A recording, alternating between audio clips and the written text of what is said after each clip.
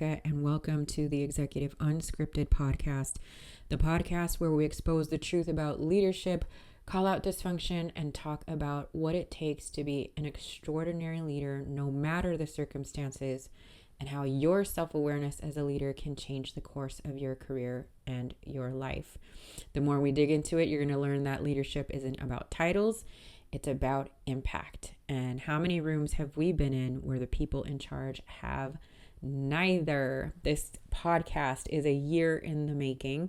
I tried to launch it with some friends and life was just lifing. I'll say that. And so I decided just to push forward and be here with all of you to talk about all things leadership, my journey, our collective journeys, and what it takes to be that extraordinary person that is in the charge of others, to loosely quote Simon Sinek. As I said, leadership isn't about titles. I've sat in many rooms where decisions are being made that affect the smallest of teams and even up to thousands of people. And yet those loud voices in the rooms, the ones you know are driven by ego, they have no real leadership ability. Just bad decision making and power trips. And how many times have we seen that? And I know I'm not the only one who's experienced this. This is why I wanted to start this podcast, to really begin diving deep into these situations and how we can navigate them together. I mean, have you ever been in a meeting and looked around and thought, how are these people in charge? Well, then you're in the right place. A little bit of housekeeping items, and as we get to know each other even more, and this was perfect timing. I am in my little home studio in my apartment, and there is construction going on all around me. But if I didn't start this podcast now, then I probably would have never started it. So despite the external noise, I'm going to push forward. So thank you for your patience with the weird external noise that you might hear. Construction, neighbors, all those good things, dogs barking. But hey, it doesn't change the fact that we need to look at ourselves as who we are and how we're showing up as leaders, right? So again, thank you for bearing with me and that external noise that you might hear. So I didn't just wake up one day and decide to start talking about leadership. I've been in the trenches for almost, I want to say 2.5 decades now. I've seen firsthand what makes organizations thrive and what makes them completely fall apart. A little about me, just so you know that I have a little bit of authority on the topic. I've worked with nonprofits, corporate boards, small businesses, group entrepreneurs, solo entrepreneurs, school districts, law enforcement agencies, executive teams, and I've coached all of them through crisis, dysfunction, and major leadership shifts. I've rebuilt reputations. I've repaired major relationship with key stakeholders, both in my consulting world and in my executive positions. And I've turned organizations around that were on the verge of complete failure. I have a pretty decent track record, if I do say so myself. I've sat on boards and I've led major nonprofit initiatives, And let me tell you, board dysfunction is an epidemic. No one talks about it, they complain about it, and they don't fix it. And we're going to talk about that in depth because it's going to be translatable to not just nonprofit boards, but also corporate boards or any type of organization that has an overseeing entity or body over it. We're going to dive deep into that. That's a passion of mine. I have over 20 years of experience in leadership and management. I shared that with you. And I've experienced that and coupled that with several years of experience as a nonprofit executive. I earned my Bachelor of Behavioral Science, Master of Education, and I have my second Master of Executive Leadership from USC. I'm a proud Trojan. Fight on. I am also a Forbes Nonprofit Council contributor. I was appointed to this wonderful council. It's just such an honor to be on the Forbes Nonprofit Council. And I write about leadership. I write about nonprofit executive experiences, and everything in between, board dysfunction, and how people can relate to their donors and how organizations can really become cohesive units in the nonprofit sector, And I write for one of the biggest platforms in the world, and I'm very honored to do so. I've been recognized as one of LA's most influential nonprofit leaders by the Los Angeles Business Journal. I teach nonprofit management and executive leadership at the college level. And again, I've turned struggling organizations into thriving, high impact institutions. But what I'm most proud of is coaching and turning leaders into high impact individuals that have created better environment for their institutions and organizations. I love seeing people thrive. It's a passion of mine. It makes my heart warm and happy. I care about leadership dysfunction because that is the ultimate driver when it comes to dissatisfaction in the workplace, right? When leadership sucks, your day sucks. So I've seen incredible organizations filled with potential lose talent and money because leadership couldn't get their act together. I've seen staff leave in droves because of toxic cultures. I've seen boards sabotage their executive teams because of ego and power trips. And again, I haven't just witnessed it as a consultant and given advisory service on how to fix it. I've lived it. I've lived that experience. And so I don't care whether you're leading a Fortune 500 or a small nonprofit. Bad leadership has the same consequences. People suffer, missions fail, and money disappears. If you can't convince your own teams of the values that you're bringing to the table, your outside external client, customer, donor, whatever, they're going to see right through you. We're going to talk about that more. But more than anything, I believe that leadership has been in crisis for decades. And we're at a point now in time where we are way too advanced in technology, free information, to not develop our skills and become better versions of ourselves for the people we lead. And I believe this podcast is here to wake you up. That vision is mine for this podcast. We're going to shake it up. We're going to wake you up, and we're going to make a difference in you so you are the best version possible for the people you lead. And what I find most interesting is that the problem with leadership isn't a lack of resources. And I don't mean monetary resources. I mean that in the information that is readily available to everyone. I believe the biggest lack in leadership is the lack of self-awareness, lack of accountability, and yes, some lack of training, because there are leaders who are in leadership roles and have no idea how to lead people. They've come out of management positions, and I'll say this 100 times over, leadership is about the people. Management is about the things. And so when you have people who are process-driven, management-focused, task-oriented people who performed extraordinarily well and got promoted into leadership roles, the people part of that gets distilled or not instilled at all. And so we're going to look into that too. Leadership at higher levels, such as corporate and nonprofit boards, lack clear direction, in my view. And yet they make $1 million decisions, or in the case of many nonprofits that struggle to generate revenue, they make decisions that change the course of that organization. It's either succeed or fail. And let me tell you, I've seen some really shaky decision making at that level, especially with nonprofits. And the common denominator here is power trips. Power trips are ruining organizations, and they have been for decades.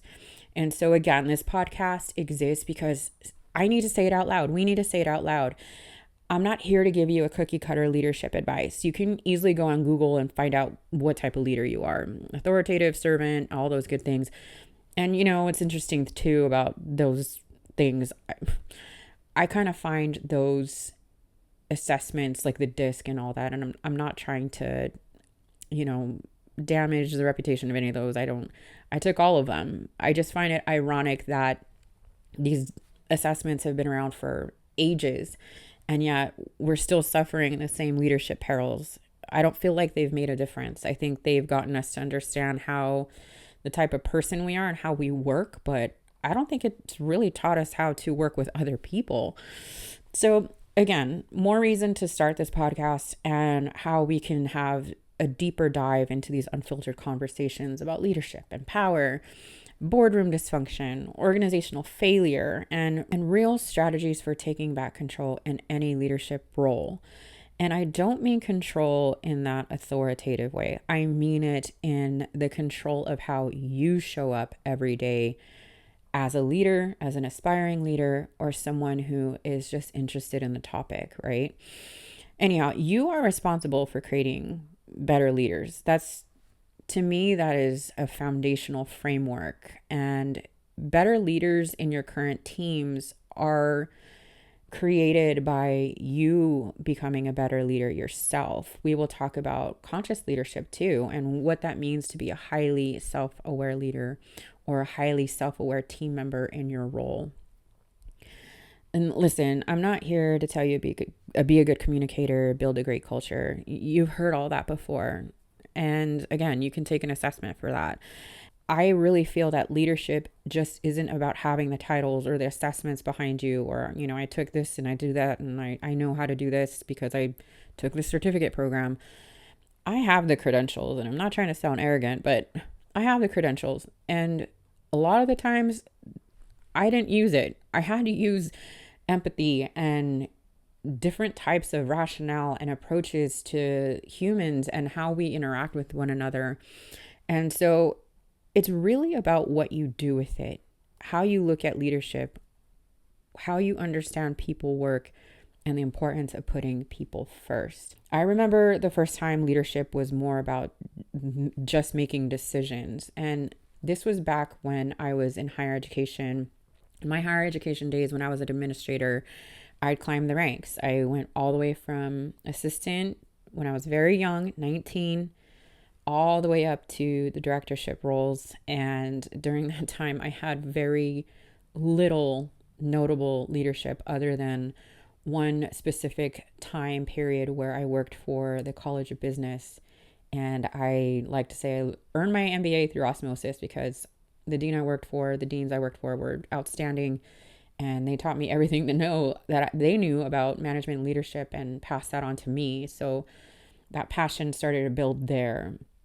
When I changed into institutions, I was actually damaged in the worst way possible by horrible leadership when I changed institutions into a more director role.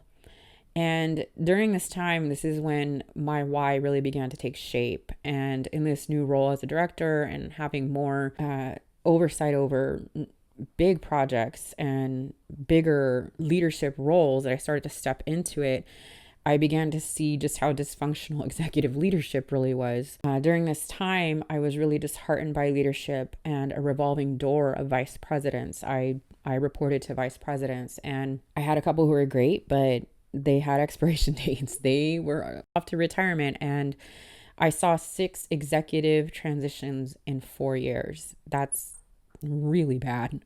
If you've lived through an executive transition, it's crazy. And we're going to talk about executive transitions too. So I saw 4 and 6 years. So you can see the volatility and the instability that created.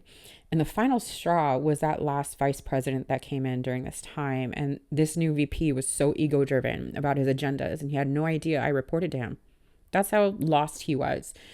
And he had no idea about the work I was doing. Nothing. He had no idea about the research I was doing, the value that I brought to the table, and just a myriad of different things. He thought I reported to some other director. Clueless, right? And one day he pulls me into his office, and this is literally only 1 month into his reign. And he tells me straight out, I really don't know what you do, but if I had it my way, I would get you fired right now because you're useless to me. Who says that? Who tells a person that when they're ignorant to your role and they don't even know what you do? He's saying, he's just basically looking at you as a payroll, a liability and a payroll that he hasn't really paid attention to. And he didn't even have the courage. I like to say courage because it takes a leader courage to find out and sit down with everybody in your team on your floor, who's only 3 offices over, to find out who they are and what they're about. And he didn't have the ability to do that. And does that make any sense to you? I mean, it sure didn't make any sense to me. And that moment shaped everything. I was already unmotivated by my work and everything about that entire institution. And it just really shook me to my core. But that moment shaped everything, and it shaped how I lead today. And it's why I'm passionate about making other leaders highly self-aware and not to make the same mistakes. That person, as awful as he was, I'm thankful for that, because he sent me on this trajectory. I continue to witness these types of people in my leadership journey, but I began to understand how to navigate that and became my passion. And that's when I started consulting, and I started to take the experiences I had with climate studies and understanding the perceptions of people in their learning environments. And I translated that to people's perceptions of working environments and culture studies within organizations. And that's when I started to really break through and understand organizations at a deeper level, especially leadership. And I feel like I can safely speak with authority on the topic because of my experiences and how I was able to transform because of it. And I want to call it out too. And I want to arm all of you to be incredible leaders and never be that guy or that person. And if you encounter that person, you're going to learn how to navigate it. And if you're that person, do I have news for you? So if you've ever sat around in your office chair, kind of taken that half spin, that half spin that I'm talking about, and you're sitting there and you're saying, what the hell is happening here? Again, this podcast is for you. And trust me, we're going to get into some real conversations that no one else is having. I like to say no one else is having. I watch content, and a lot of times it's very fluffy and motivating, but sometimes, and I was having this discussion with my mother the other day, like, we like to talk about things and we want to get it out in the air. We want to fix it, talk about it, and squash it, right? So just an inherent personality trait and a genetic personality trait that I inherited. And so we're going to talk about it. And if this resonates for you, hit follow. Let me know, what's the worst leadership mistake you've ever witnessed? Drop it in the comments, DM me, we're talking about it. I think I'm going to already plug this idea that I have with all of you. Let me know what you think about it. I'm going to call it boards behaving badly. And so the nonprofit people listening to this, or if you're somebody building one or inherited one, you're going to see the dysfunction that I've encountered and how we're going to work through that together. We're going to talk about things that I've kind of touched on social media with integrity and trust and all of those great things. And I just can't wait to talk about it with you. You don't want to miss it next week. I can't wait. And thank you so much for tuning in to Executive Unscripted. And I'll talk to you next time.